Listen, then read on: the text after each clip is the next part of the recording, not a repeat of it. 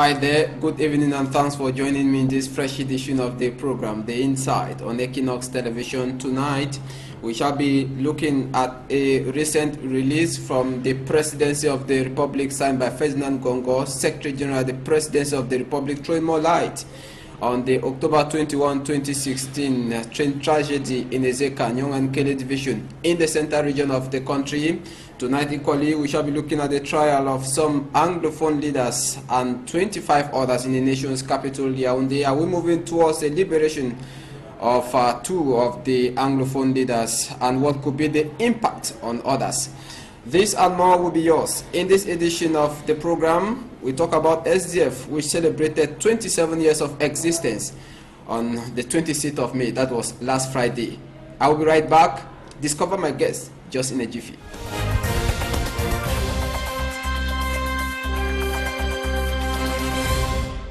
Good evening. You're watching The Insight on Equinox Television. My guest tonight is Senior Barrister Fru Johnson. From the description of our clients who are victims, the communique is exact. What do I mean by that? Camry either knew or should have known that the wagons that they added to carry people were defective. The brakes were defective. They knew that. And they were informed by the locomotive drivers. They threatened the locomotive drivers, and when they insisted that the driver should go, the driver asked them to clear him, and they issue a clearance. We have a copy. I'm not talking from hearsay. They still went ahead and overloaded the wagons, and a wagon that has no braking system, you know the speed. In an area where it was supposed to be 40 kilometers an hour, they were running at 86 kilometers an hour, and the wagon started falling. So Camry is 100% responsible for that accident. Let them go up, let them come down, they are going to pay. The communique is clear. And secondly, and this is what I like about the communique, those who were responsible for that decision, the head of state has said they will face the music. Does they need to be judged? Yes. Some people will go to prison. That is my assessment. I don't know what the judicial system will do, but some people will have to go to prison. We have unconfirmed reports that some of their passports have already been seized. Yeah, that I wouldn't know, but that is what I hear also. But I don't know whether that is what happened. But the communique of the head of state is very clear on that point. Mm-hmm. Those who took that decision, those who were involved in that decision, will have to face the music. Now, immediately after the release from the Presidency of the Republic, your team went into a conflict. What did you discuss? We went into a conflict to discuss our collective response to that communique, because we are already defending the victims of that incident. It is normal that we look at the head of state's communique and analyze it and come out with exactly what I'm telling you now. So as lawyers, we don't talk in a vacuum. We have to meet, discuss, and agree. Mm-hmm. You know, we are three of us, and two senior lawyers and one junior lawyer, and we don't take things for granted. Now, Barrister, tell us, how have things been? How have things been, like some of the victims? Can you tell us their conditions? Some of those who I will not begin to tell you the families. I will not. Yeah, okay. I will not begin to tell you how the families are suffering. But that's why this largesse of the head of state is very timely. Those who died, their children can no longer go to school. Their children can no longer, they are no longer taken care of. They are being taken care of now by the families, and you know the families take the children of the late man and they are stretched out. There are some people who were alone when their wives are dead in this thing, and he is left with the children and is working. The suffering has just been too much, and with little money, with no money to take care of them. I was just talking about a young student who is hurt. His head was broken. He was under one Professor Lundu in Yaoundé had to operate him 4 times. And he's now just like a vegetable, University of Douala student. It's now like a vegetable. And I cannot begin to describe the suffering of some of those, our victims. But we hope that Camrai would hurriedly finish negotiating with us, because we have opened the negotiations with Camrai. Let them come through. And because with the way we have done it, I would like to describe it to you. When we receive a customer, after counseling him, we give him a document to take and see a medical doctor that has been trained as a, they call it in French, médecin légiste, that has been trained to evaluate corporal prejudices. That doctor would examine, issue a report. After issuing his report, we will take that report and send it to an insurance adjuster who is also licensed. And he will do the calculation. After he does the calculation, we will now transfer that to Camrai through their lawyer. And now for Camrai to pay.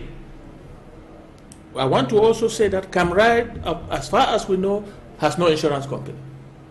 And we intend to go to court to ask them to produce that insurance policy. Because we cannot understand. A very big accident of this nature, up to now we don't know which insurance company is involved. They are pretending, talking about Activa. Activa is not allowed to insure trains and tramways by the SEMA code. So who is the, if they have insurance company, why is Camrai the ones paying? We have not been paid, but we hear that some people have been paid. Some lawyers have been. Some lawyers who are very, I wouldn't say hungry, but they rushed and got what Camrai gave them, without looking at who is the insurance company. Why is the insurance company not the ones paying, but Camrai? Which means that they were running those trains without insurance. We will go to the bottom of it. But in the meantime, if they pay us based on what we have produced, we don't have any need for any court sessions. Now, Barrister, all these explanations only go a long way to show how the railway system in Cameroon is really backward, dilapidated, and not updated. The head of state, in the release signed by the Secretary General Ferdinand Gongo, equally talk of revising some of the clauses, some of the agreement. Do you think that this could be one of the causes, abandoning almost everything to Camrai? Why I'm not a technician in that area, but I want to say that Camrai did not carry out the instructions or the provisions of the concession they signed with government. They were supposed to maintain the railway lines by that concession.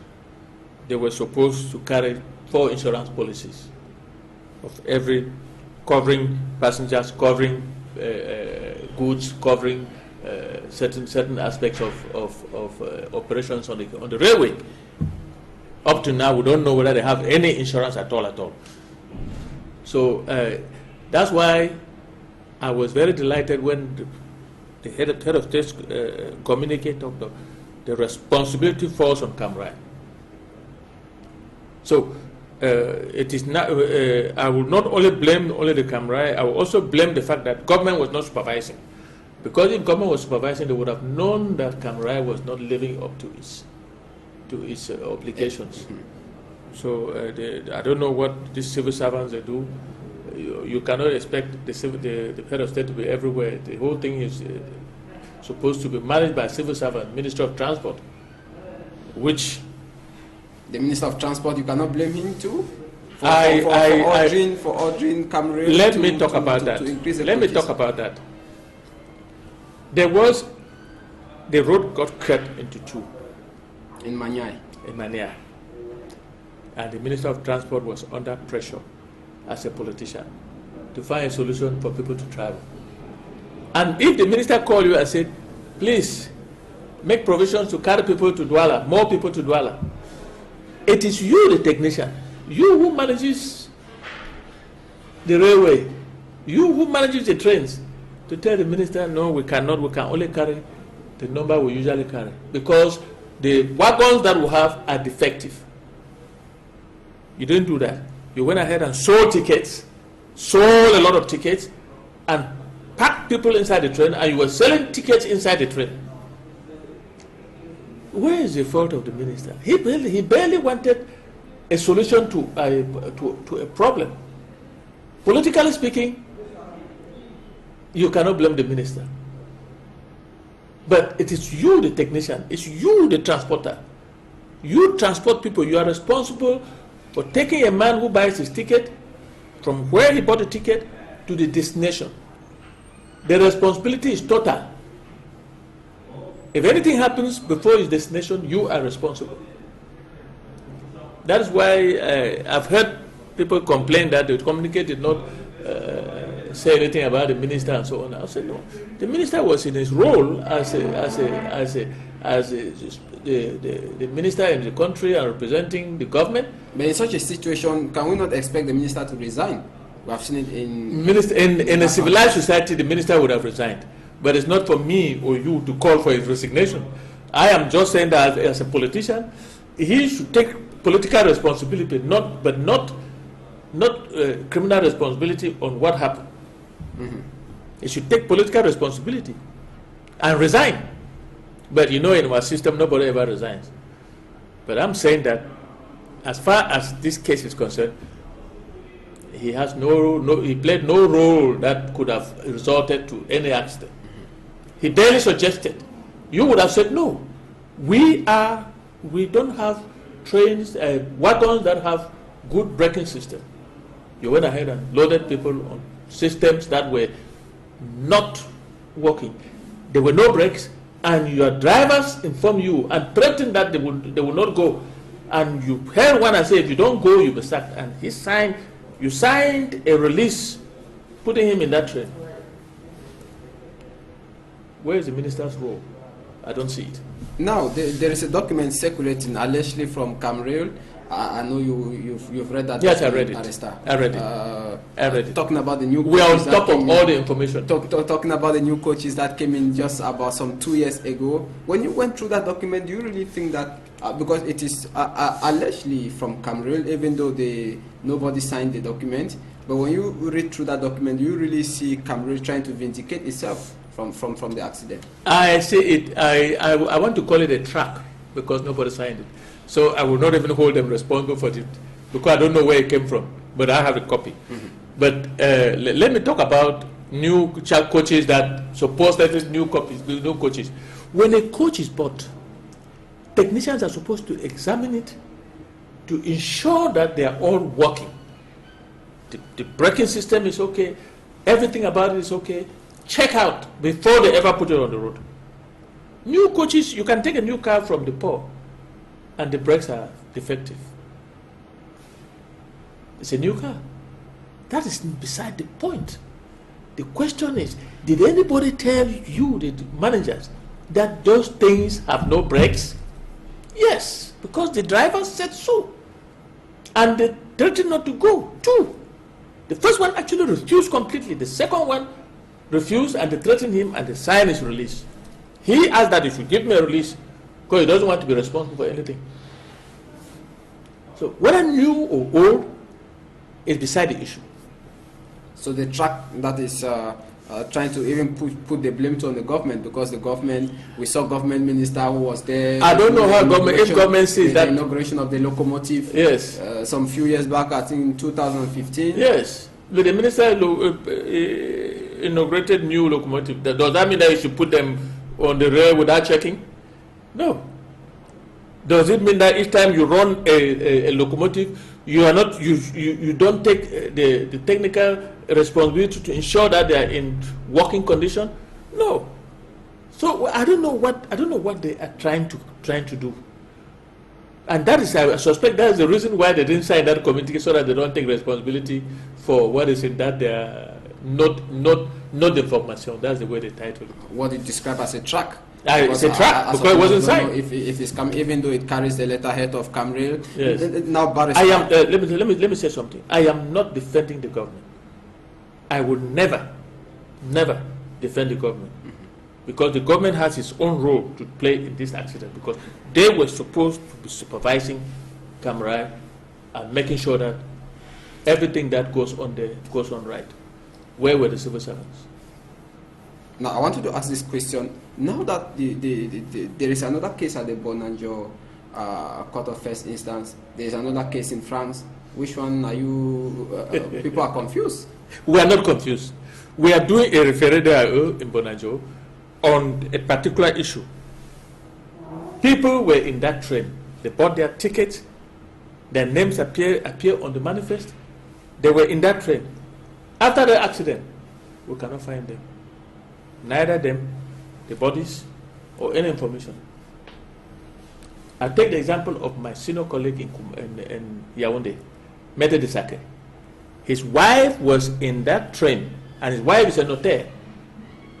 As a notary? Yes, notary, in Yaoundé. So Mete de Sake appeared, ran to the place.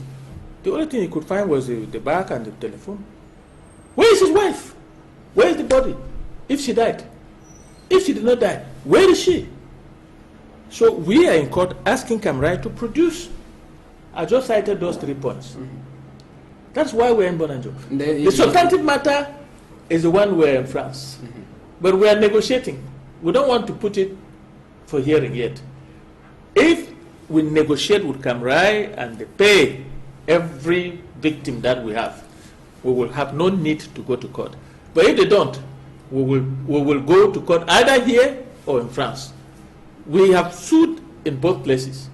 We are not taking anything for granted. Why France? Because we have a French victim. And the French Penal Code gives us an opening. To sue them there? Yes. We are not sleeping. And I want to say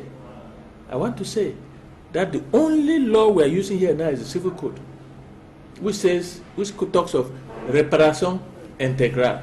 Réparation intégrale means you pay everything, you bring the person from where he was back to where he was, from what he is now, that is the wounded and so on, to where he was before the accident. You repair everything. That's what that law says. And if you take that law, that's an old French law, which is still applicable here. If you take that law, then you have to take the French barème. That gives the different amounts of money for you to pay.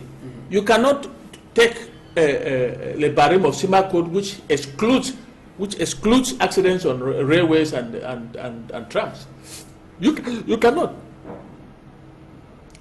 In order to repair the damage, you must go. Since we are using the French law, we must go right to the end. Use the French barème by the Court of Appeal of all France. Our Court of Appeal here don't have anything. They have never done anything to do with railway accidents. Some few days ago, we had some information, though not yet confirmed, that the case in France might be blocked. You guys are experiencing some difficulties in France. Is that true, Barrister? You journalists have a way of concluding or suspecting. No, that is a fallacious statement.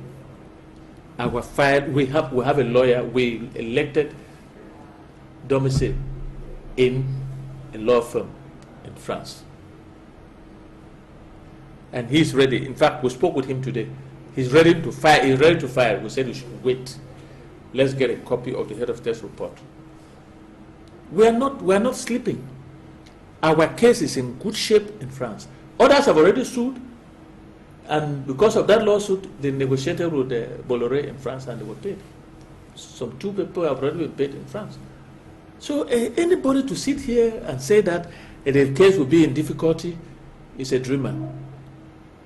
Because we have an option to sue here or to sue in France, because we have a French victim on our profile. I'm saying this because the level at which the case is moving, snippets, others, like you said, other lawyers have already collected money for their clients. They have already paid for their clients. Your team is still behind. You know why our team is still behind? Because we are doing the job technically speaking. That's what a lawyer is supposed to do. A lawyer is not supposed to be involved in calculating how much somebody will get after an accident. A lawyer is not supposed to determine the injury suffered by a lawyer, by a victim. They are specialists in that area, medical doctors, and then the insurance adjusters. So we have to do things right. If you are hurrying to get money, you go there, Camera will tell you that, oh, we have a doctor, we have an insurance, and the insurance they're talking about is Activa.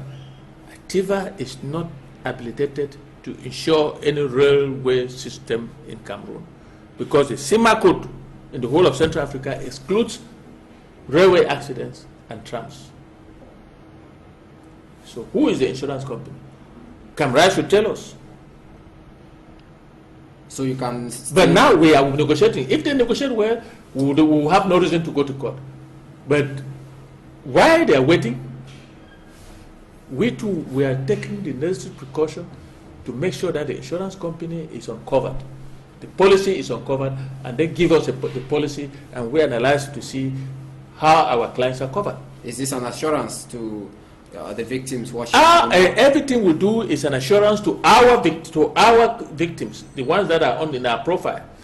We want to defend them to the best possible way to obtain the best possible reparation for them. We are not in any hurry. We have spent money up and down, borrowing money up and down, because we know that after a catastrophe like this, customers don't have money. So we spend all this money because we want to do a good job for them. Okay. Now, Barrister, before we leave this page, the Camry page, anything to add? Well, all I want to say is that our victims, the ones that are in our profile, should rest assured that we are working very hard for their interests, and they should know that we are happy that the head of state will come to their aid, so that they will not have to push us to go and accept what we are not supposed to accept. Thank you very much. And just to know that the Cameroon Railway Camrail is yet to officially react, even though we've seen some trucks around talking about the wagons, newly acquired wagons. That was 2 years back. We are still to get official reaction from Cameroon, despite effort made by even Equinox television team. We are still to get that, and that is why we are proposing you the second segment of this program. We shall be talking about the trial of some 2 Anglophone leaders and 25 others in the nation's capital, Yaoundé. My guest and I will be back after this break.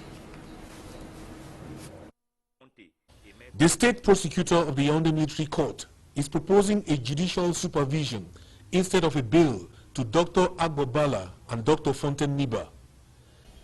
Bail is different from judicial surveillance. With bail, you are free, if the court authorizes it, to go even out of the country.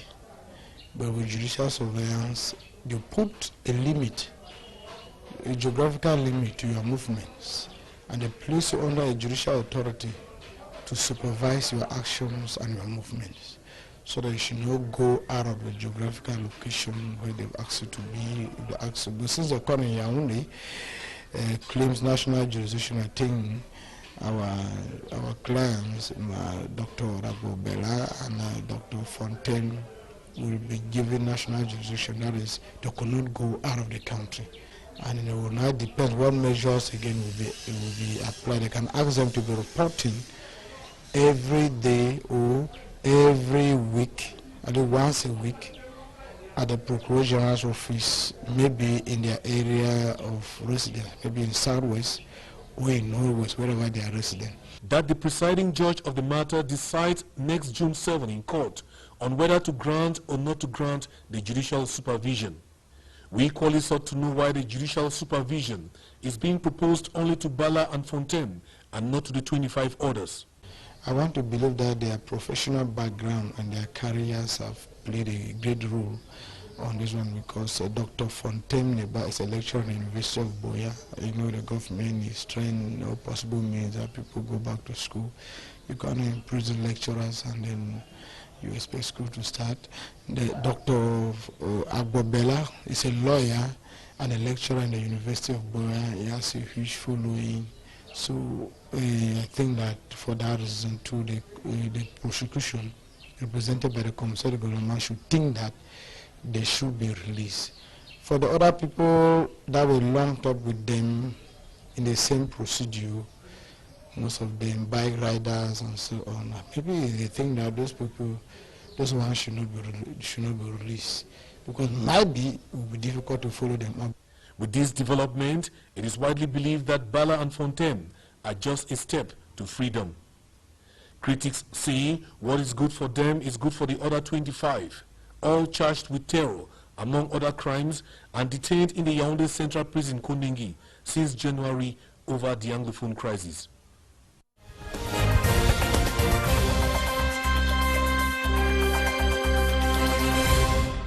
We meet our guests after that report by Roland Akong. Now, Senior Barrister Frujonso, the two Anglophone leaders, as reported by Roland Akong there, Barrister Agbo Balang Congo and Dr. Fontaine Neba, could be released on judicial supervision.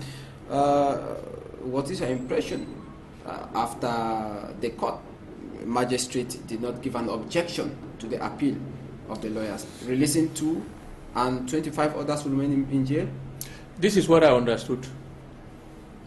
The defense made an application for bail, and in reply by the state, that's the commissary, what they call here commissary gouvernement, they raised objection as to the other people, but as to the two leaders, they said they will be released on parole. That is the equivalent of what they call judicial supervision, parole.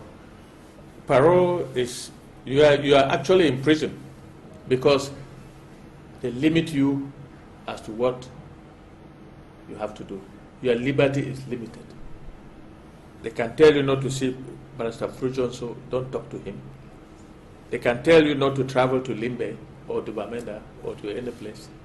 They can tell you that you don't. They limit almost most aspect of your life. That is as good as imprisonment, except that you are free from prison. That notwithstanding, it is good that they release everybody, not only the leaders, as long as one Anglophone who was arrested because of this crisis is in jail. The release of those leaders on parole doesn't advance the cause of peace, because there will be no negotiation. Accused person is still in jail. So this is just an application that was made. The judge is still to rule, and she'll be ruling on the 7th. Mm-hmm. The 7th happens to be a day of the High Judicial Council. But you know that the High Judicial Council does not affect the military court. It doesn't affect the military court. Because many have been saying that it is a way by the government to adjourn the case again. Whatever it is, as a lawyer, I know that when they adjourn for a ruling, it is a ruling. Whatever interpretation you give to that ruling is a matter of conjecture. Mm-hmm. We'll wait until they rule on the 7th. Just like they can reject the application. The submissions of the commissary government does not tie the hands of the judge. The fact is that the defense made an appeal for bail for everybody, including the leaders. If the commissary government wants to grant parole, that's the American equivalent of judicial supervision, to the leaders, it does not solve the problem, the present crisis. How? It doesn't solve the present crisis because every 25, more than 60, 70 people are still in jail. It was not only the leaders that were in jail. We lawyers are there to fight for everybody, not only the leaders. And if you release the leaders and believe that the leaders will come to negotiate, it's a waste of time because they will never come. So you even if they come, the population will not follow them, as long as one person is still in jail. But you're looking about how many? More than 60 people who have been detained. What about the case of our senior magistrate of the Supreme Court, who is still sitting there, Magistrate Aya? Aya, a senior magistrate. But his case, the government is not even talking about his case. Yeah. Nobody is talking about his case. Exactly. So what I'm trying to say is that even if he has not even been charged of anything that I know of, but I'm saying that for those who have been charged and those who are appearing in court, that application was made, the ruling will be on the 7th. The Commissaire de Gouvernement prefers to release the two leaders. Only they know why, on parole. And it is good that they go out on parole and meet their families, but it doesn't solve the problem. Mm-hmm. But don't you see the date which these two, the case has been adjourned on the 7th of June, and that is the same date in which the head of state will be presiding over the higher judicial council. Do you see an amnesty looming in the air? I don't know, but as every other person, you know that we have to talk first about the role of the higher judicial council. Mm-hmm. 1, they promote magistrates. 2, they can dismiss magistrates. 3, they transfer magistrates. 4, they appoint magistrates. Mm-hmm. 5, they grant clemency, amnesty, and so on. They can reduce your sentence from life to 25, or from death to life, mm-hmm. and whatever. Or reduce sentences for people, all people who are qualified for reduction of sentences, because there are certain offences that you cannot benefit from clemency. Now, having said that, the same day of the ruling is the same day that they're meeting. The ruling can be taking place, and they are still meeting. So I cannot begin to read any connection in that. So let's wait for the ruling and see what the judge will say. Okay. Many say the date is a dicey one as far as the case against pitting the state against some Anglophone leaders and 25 others. Where we've just been talking about 27. That's 2 Anglophone leaders and 25. Yeah, those are the ones that are in court. But there are still many who have been locked up, mm-hmm. who have not gone to any court. They are still being detained all across the country. In Bamenda, in Boya, everywhere. Now let's talk about the Social Democratic Front Party before we go. Senior Barrister, the SDF party, which last Friday celebrated 27 years of existence.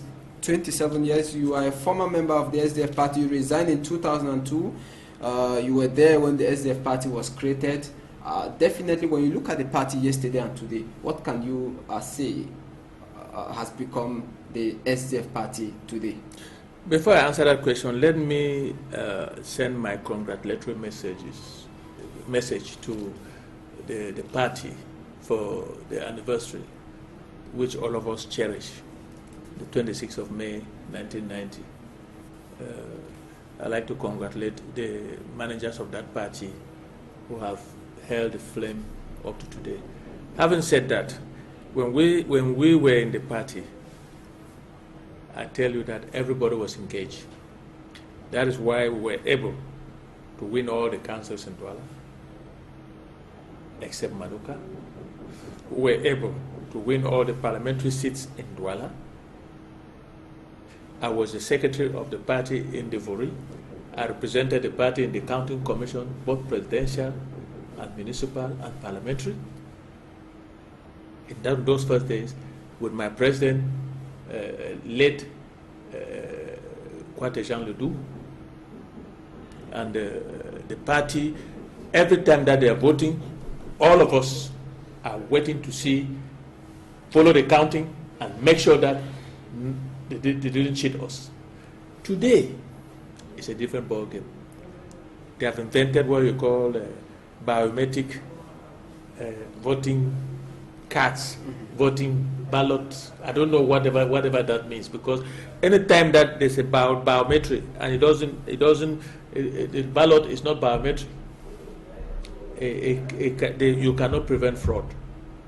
But that notwithstanding, I don't see anybody fighting fraud in the whole of the littoral, including the Vuri. So the SDF today is a different one. If you ask my opinion, it's a different one because people are the militants. Most of the militants are not committed like we used to be. You vote and go you back home and think that the CPDM will allow you win. It's not true. Up to and including the last elections, if Bonaberi was supervising well, they would have still won both the municipal and the parliamentary. But militants were not vigilant, and they grabbed the CPDM grabbed the council, and the SDF grabbed the parliamentary seat, because the parliamentary candidate on his own put a lot of brakes to make sure that nobody cheated him. So SDF, it is still very strong in the littoral. Don't get me wrong, but nobody controls the voting. It is very strong in the northwest. It is very strong in the southwest, but everybody has fallen back because over the years we have not been able, the SDF has not been able to gain seats anywhere. They are instead retrograding. They now have only 14 seats in parliament compared to 48, and sometimes I think they have more than 14 because they have a parliamentary group. Oh, 16. I think they have 16. They have a parliamentary group. Yeah, they have a parliamentary. More than 15. I think they have 18. 18 seats. About 18. 18 yes. seats. That's and they have a parliamentary parliamentary group. because they have a parliamentary group. But, yes. But do you think that the SDF today is a shadow of itself from what you are saying? I wouldn't go that far. All I'm saying is that the commitment that was then is not today, because a lot of the results of the elections around the country were stolen by the CPDM because there was no control. There were not people there to make sure that the counting is defended like we used to do. On election day, for 2 days you will not find me in my house. We were everywhere, making sure that we have vanguards and militants standing by and watching, looking at the counting, and to be sure that it is properly done. Because you cover your eyes, the CPDM will dupe you. And that is exactly, and another thing that happened is that people now, with the so-called biometric whatever, they vote from station to station. Vote from station to station. That's how the CPDM organized charter voters everywhere. Can you imagine that in the Vuri, we have only one parliamentary seat out of 9, when we had all the 9? How can you go live from 100 to 5%? It's not that the militant, not that we don't have support in the Vuri. The SDF doesn't have support in the Vuri. SDF has 3 now in Vuri. Yeah, is it 3? Okay, I'm not. You have one in Bonaberi. Yes, we have one in Bonaberi and one in Douala 3. And you have one in Douala 1. Oh, yes. There are 3. There are 3, sorry. There are 3. But we had 9 before. Well, at the time I was in the SDF, we had 9 before. I'm no longer in the SDF. But I'm saying that even though I'm no longer in the SDF, I'm still a supporter and a militant. And not a militant, but a supporter, a sympathizer. When I go to vote, of course, you know that that is my former party. I resigned because of principles. Not because your name is Fru John? No, not that. Not that. No. That's not the point. The point is that I didn't like the way the party was going. First of all, some time ago they gave me Article 8.2. Then the Congress in in Yaoundé removed it, and all that cafouillage. I don't function that way. I'm a lawyer. I have a job to do, and if I venture into politics and politics was taking away my professional life, I had to take a break, step back. That's why I resigned. Okay. All right. You won't even comment about longevity in power. Nijon Frundi, who I was coming to that. I was coming to that. 27 years. I was coming to that. But the SDF is preaching change at the level. I was coming to that. We have been talking about Paul Biya remaining in power for years, for 34 years. He has held power, held the head of the party, and this and that for this number of years. But we forget to know that all the other political leaders in Cameroon, they take the parties that they lead as their own. Take SDF for 27 years. 27 years. The leader is still Nijon Frundi. I've never seen that happen anywhere in the world. Take UNDP. Take UDC. Yeah? And those are very important parties. The same people are there. The same people are calling the shots. There's no change anywhere. At one time, the party leader should be honorable enough to step back and allow a young man to manage the party while he stepped back and controls the management. Just like what Ben Muna did? Just like what Ben Muna did. The APF? Yes, the APC, is it APF? APF. Just like what Ben Muna did. Step back and let a younger person handle the party. That is it's a stain on the SDF. I don't know how others look at it. To me, it's a stain on the SDF. But that said, it is the only political party, and the only party actually in Cameroon. Because if you look at the others, CPDM is not a party. Why? To me, it's a gang. Because a civil servant who is appointed today, a minister, suddenly becomes a member of the CPDM Central Committee, this and that and that and that. A man who was appointed director suddenly goes to his village, organizes, and is elected section president and so on and so on. When he was working as an ordinary civil servant, he was not a militant. And the way they gang up, you cannot break in, you cannot break out. You cannot call that a political party. A political party that calls a meeting and extends their mandate by themselves, that's not a political party. It's a gang. It's a group.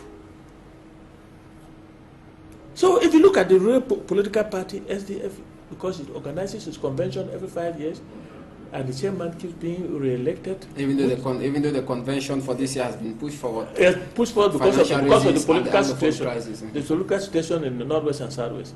That is understandable. But for the CPDM to call a meeting in the presidential palace and say prolong the mandate of because their convention was supposed to have been held, you know that. Mm-hmm. They prolonged their own mandate. You cannot call that a political party. Because a political party that has been given a mandate by the militants of that party, when the mandate finishes, they have to go back to that party and ask for a new mandate, or they do an extraordinary congress for 1 day and ask them to prolong the mandate because of certain situations. All right. It was a pleasure being with you tonight in this day's edition of the program, Senior Barrister Frujonso. Thank you very much, sir. Thank you very much. It was a pleasure equally being with you in this day's edition of the program, The Inside on Equinox Television. If you did enjoy the program, take our rendezvous there for next week Sunday, same channel, Equinox Television, same time, 6:30 p.m. Good night.